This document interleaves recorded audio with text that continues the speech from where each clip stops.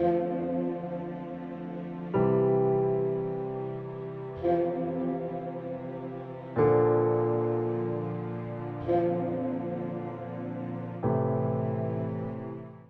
لیے آج کی تلاوت خروج کی کتاب، اس کا 3 باب، 1 سے 8 آیت، پھر 13 سے 15 آیت۔ اور موسیٰ مدیان کے کاہن اپنے سسر یترو کے گلے چراتا تھا، تو اس نے گلے کو بیابان کی پرلی طرف ہانکا، یہاں تک کہ وہ خدا کے پہاڑ حورب کے نزدیک آیا۔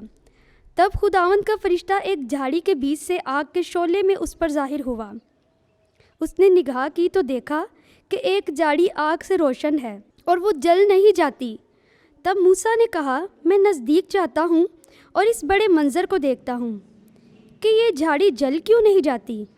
اور خداوند نے دیکھا کہ وہ دیکھنے کو نزدیک آیا، تو خدا نے اسے جھاڑی کے بیچ سے پکارا اور کہا، اے موسیٰ، اے موسیٰ۔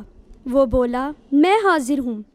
اس نے کہا، یہاں نزدیک مت آ، اپنے پاؤں سے جوتی اتار، کیونکہ یہ جگہ جہاں تو کھڑا ہے مقدس زمین ہے۔ اور اس نے کہا، میں تیرے باپ کا خدا اور ابراہیم کا خدا اور اسحاق کا خدا اور یعقوب کا خدا ہوں۔ اور موسیٰ نے اپنا منہ چھپایا، کیونکہ وہ خدا پر نظر کرنے سے ڈرا۔ اور خداوند نے کہا، میں اپنے لوگوں کی جو مصر میں ہے مذلت دیکھی، اور ان کی فریاد جو عاملوں کی سختی کے سبب سے ہے سنی۔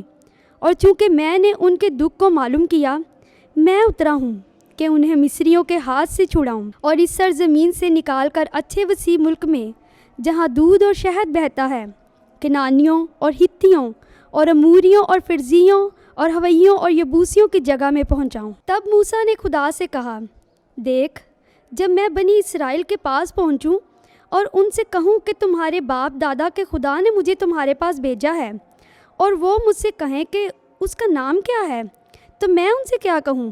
خدا نے موسیٰ سے کہا، میں ہوں جو ہوں۔ اور اس نے کہا کہ تو بنی اسرائیل سے یوں کہنا کہ وہ جو ہے اس نے مجھے تمہارے پاس بھیجا ہے۔